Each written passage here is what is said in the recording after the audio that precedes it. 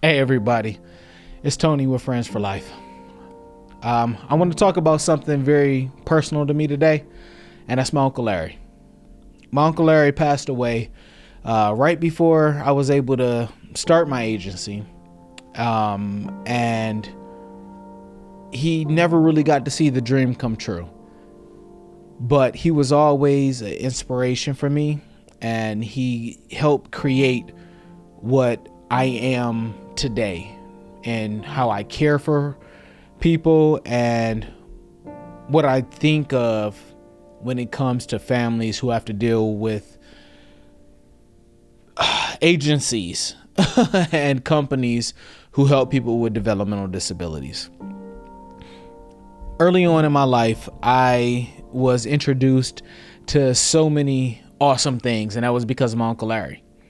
One of the first wrestling matches I seen was because him and I were watching the WWF, is what they called it at the time. Some of the first basketball games that I went to as a very young child was his. Bowling tournaments, his. And as I got older, I began to be a part of these things myself, along with him. Everybody looks at other people with a developmental disability as being someone who needs a handout. My Uncle Larry was never like that. He did exactly what all of us do. On a nice, chill evening in the summer, you have a beer and watch a basketball game. When it was time to have a cookout, he'd be the first one singing and dancing out in the backyard with us. There were so many times that I never understood what it was like to have a brother, because I was the only sibling for a long time. But I can honestly say he always made me, even though he was my uncle, he treated me like a little brother. I told the story actually at his funeral that the first fight that I got into was actually because of him. I can't say it because it was actually because of me, because I felt offended about what happened how someone saw him. And I tell people to this day, I didn't win that fight, but I didn't step down either.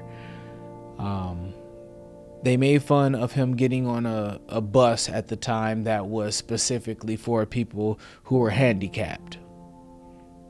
And when I got into that fight, it was a difficult moment for me to think that somebody thought my Uncle Larry was something less than what he was. He was nothing but a perfect person in my eyes. Even when he was mad at me, he could only say it in a way that would make me smile and say, I'm sorry. Even when I told him about the fight, he looked at me and shook his head. Like, why? that was the look that I got. But moving forward through life, by the time I was an adult and I began to work in this field full time, he and I worked together at Lot Industries. Those who don't know, Lot Industries is a place where people who are afflicted with a developmental disability can find an opportunity for employment. And he worked there for many years. And with me working there as what we were called habilitational technicians, he saw me on a daily basis. And every time he saw me, man, he would hug me so tight. Like, and I do the same thing, because at this point in time, I'm much bigger than him. And I kiss him on his forehead and say, "Hey, I love you, Unc. Don't you need to get back to work?" He was like, "Well, are you working?" So those were some of the best memories that I can have. But I never knew how important those times would be. He was always beloved at work, at home, in the community. There was never an opportunity that LJ didn't take the scene.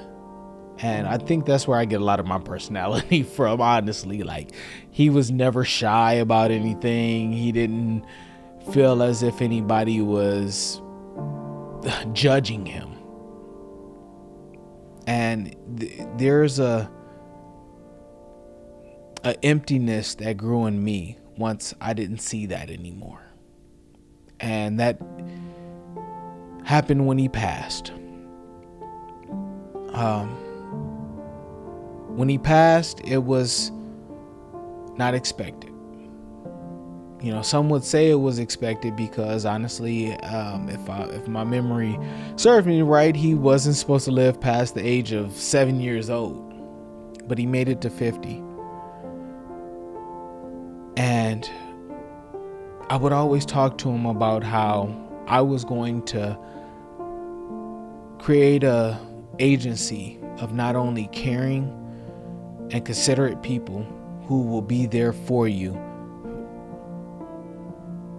but we would train and help those who don't really recognize or understand what it is that we do and what we try to create in life.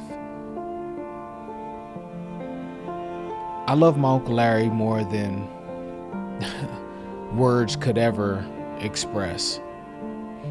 And I would give a whole lot for him to be here and see what we have created here at Friends for Life.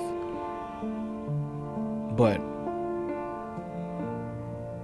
all in all, I want others to know that he is the reason that I do what I do.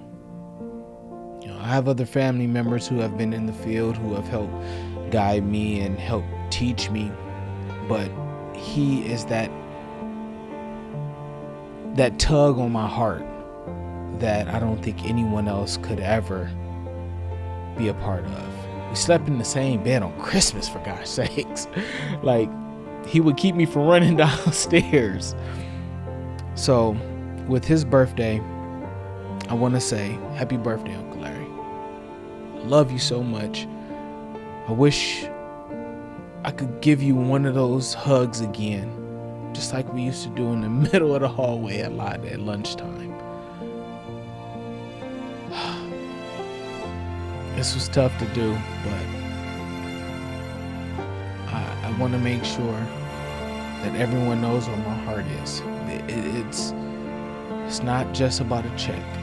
It's not just about Friends for Life. It's about the people that we serve, the families that we serve, the people that we help. So, I love you all. Thank you.